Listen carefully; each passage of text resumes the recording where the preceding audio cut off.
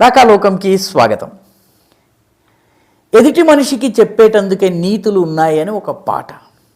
చాలా దేశాలు భారతదేశానికి చాలా నీతులు చెప్పేవి. ముఖ్యంగా కాశ్మీర్ విషయంలో, పాకిస్తాన్ నుంచి ఎగుమతి అవుతున్నటువంటి ఉగ్రవాదం విషయంలో అమెరికా, యూరోపియన్ యూనియన్ పదే పదే మనకు శుద్ధులు చెప్పేవి. 9/11 అయ్యేంత వరకు అమెరికా మనకి పాఠాలు చెప్పింది.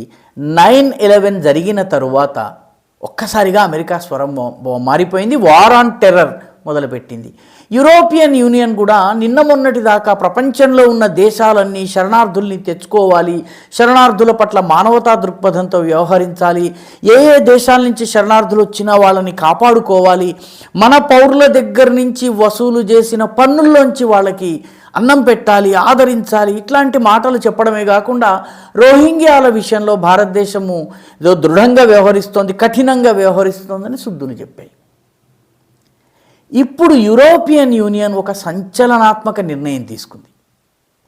ఆ సంచలనాత్మక నిర్ణయం డిసెంబర్ 20వ తారీఖున తీసుకుంది. నిర్ణయం ఏంటంటే, ఇకపై యూరోప్లోకి ముస్లిం దేశాల నుంచి, నార్త్ ఆఫ్రికా దేశాల నుంచి, గల్ఫ్ దేశాల నుంచి, ఇరాక్ కానీ, సిరియా కానీ, లెబనాన్ కానీ, ఇటువంటి దేశాల నుంచి, అటు పాకిస్తాన్, బంగ్లాదేశ్, మిగతా దేశాల నుంచి శరణార్థుల్ని లీగల్ అండ్ ఇల్లీగల్ తీసుకునే విషయంలో నిబంధనల్ని కఠినతరం చేయాలని నిర్ణయించింది. మొత్తం యూరోపియన్ యూనియన్ దేశాలన్నిటి కూడాను దీన్ని ఏకగ్రీవంగా ఆమోదించాయి. ఒక్క దేశం కూడా లేదు కాదు అని అన్ని దేశాలు దీన్ని ఆమోదించాయి. ఇకపై ఈ దేశాల నుంచి వచ్చేటటువంటి వాళ్ళని స్క్రీన్ చేయాలి, కఠినమైన నిబంధనలు అవలంబించాలి. కేవలం చాలా అవసరం ఉన్నటువంటి వాళ్ళ కొందరిని మాత్రమే, కోటాలు కూడా ఫిక్స్ చేశారు. ఏ దేశం ఎంతమందిని తీసుకోవాలన్నది కూడా నిర్ధారణ చేసి పూర్తి కంట్రోల్ చేసేటటువంటి ప్రయత్నం ప్రారంభించింది. యూరోపియన్ యూనియన్ నిర్ణయం తీసుకున్నటువంటి గంటల్లో ఫ్రాన్స్ తన దేశంలో కొత్త నిబంధనల్ని తీసుకొచ్చి, ఫ్రాన్స్కి ముఖ్యంగా చాలా దేశాల నుంచి, అల్జీరియా నుంచి, అల్జీర్స్ నుంచి, మిగతా నార్త్ ఆఫ్రికన్ దేశాలు, మొరాకో వంటి దేశాలు, లిబియా వంటి దేశాల నుంచి శరణార్థులు బాగా వస్తారు. ఎందుకంటే గతంలో అక్కడ ఫ్రాన్స్ పరిపాలించింది. ఆ దేశాల నుంచి లీగల్ ఇల్లీగల్, క్రమబద్ధంగా వచ్చినా అక్రమబద్ధంగా వచ్చినా కూడా వాళ్ళని తీసుకునే విషయంలో నిబంధనల్ని కఠినతరం చేసింది. ఇదిలా ఉండగానే ఇంగ్లాండ్ కూడాను కొత్త నిబంధన తీసుకొస్తోంది. ఆ నిబంధన పేరు స్టాప్ ద బోట్స్. ఆ చట్టం పేరే స్టాప్ ద బోట్స్. అంటే పడవల్లో, ఇంగ్లాండ్లోకి దేశాల నుంచి పడవల్లో వచ్చేసేటటువంటి వాళ్ళందరికీ సంబంధించి వాళ్ళని లోపలికి వచ్చిన తర్వాత వాళ్ళకి సకల సదుపాయాలు కల్పించి, రాచమర్యాదలు చేసి, వాళ్ళకు పెద్దపీట వేసేటటువంటి పద్ధతి ఏదైతే ఉందో దాన్ని ఇక ఆపాలి అనేటటువంటి చట్టం. దాని పేరే స్టాప్ ద బోట్స్. ఎందుకంటే ఈ రకంగా ఇష్టారాజ్యంగా వస్తున్నటువంటి వాళ్ళు కొన్ని ఏరియాల్లో సెటిల్ అవుతున్నారు. ఆ కొన్ని ఏరియాల్లో వాళ్ళ మెజారిటీ అయిపోతున్నది.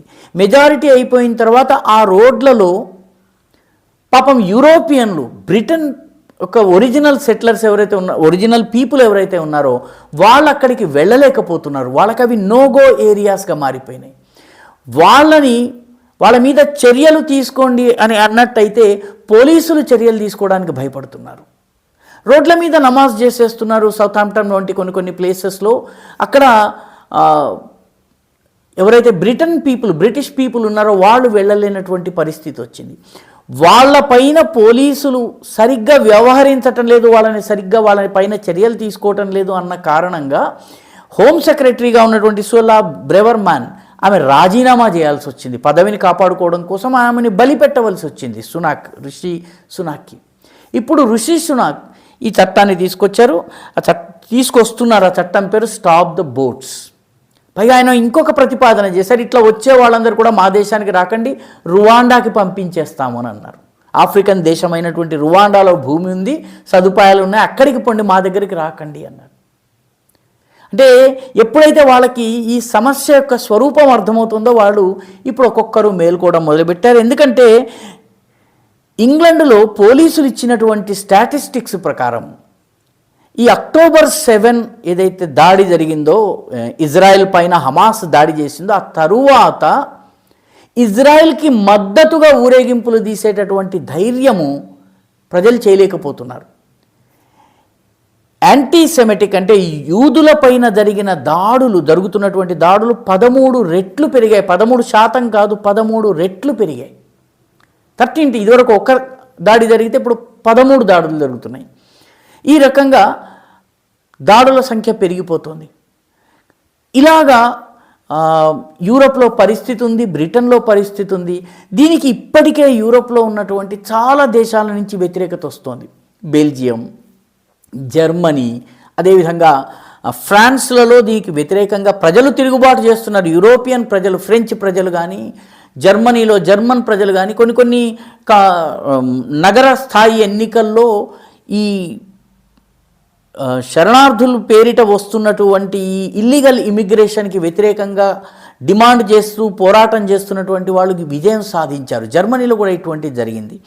అదేవిధంగా డచ్ ఎలక్షన్స్లో ఇటీవలే హీట్ వైల్డర్స్, ఆయన అతిపెద్ద పార్టీగా అవతరించింది ఆయన పార్టీ. అదేవిధంగా అక్టోబర్ 22, 2022లో ఇటలీలో జార్జియా మెలోనీ ఆమె దేశాధినేత అయింది. ఆమె పూర్తిగా ఈ చొరబాటుకు, పూర్తిగా ఈ అక్రమంగా వచ్చి శరణార్థుల రూపంలో రావడాన్ని పూర్తిగా వ్యతిరేకిస్తుంది. అదేవిధంగా హంగరీ ఎలక్షన్స్లో కూడా విక్టర్ ఓర్బన్ 2022లో ఆయన కూడా విజయం సాధించారు. ఒక్కొక్క యూరోపియన్ దేశంలో ఈ చొరబాటు వల్ల, ఈ అక్రమ శరణార్థుల రూపంలో వస్తున్నటువంటి మతతత్వ ఎలిమెంట్స్ ఏవైతే ఉన్నాయో, ఉగ్రవాద ఎలిమెంట్స్ ఏవైతే ఉన్నాయో, మతాంధ ఎలిమెంట్స్ ఏవైతే ఉన్నాయో వాటికి వ్యతిరేకంగా యూరోప్లో తిరుగుబాటు ప్రారంభమైంది. ఈ తిరుగుబాటుని ఆపలేని పరిస్థితుల్లో యూరోపియన్ యూనియన్ కూడా తలొగ్గి ఇప్పుడు ఈ సమస్య యొక్క డేంజర్, దీనివల్ల ఉన్నటువంటి ప్రమాదాన్ని గుర్తించిన తర్వాత యూరోపియన్ యూనియన్ కూడా కొత్త చట్టాన్ని తీసుకొచ్చింది, కొత్త నిర్ణయాన్ని తీసుకుంది.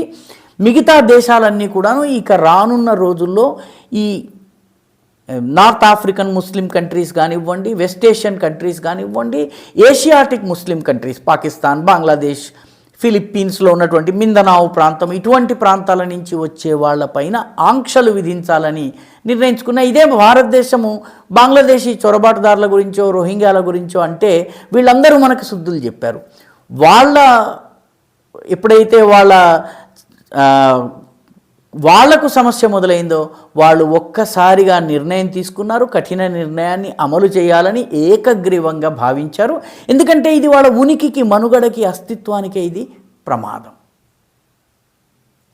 ఈ వీడియో మీకు నచ్చినట్టయితే లైక్ చేయండి, షేర్ చేయండి, ఈ ఛానల్కు సబ్స్క్రైబ్ చేయండి. మీ అభిప్రాయాన్ని కామెంట్ల రూపంలో తప్పనిసరిగా పంపించండి.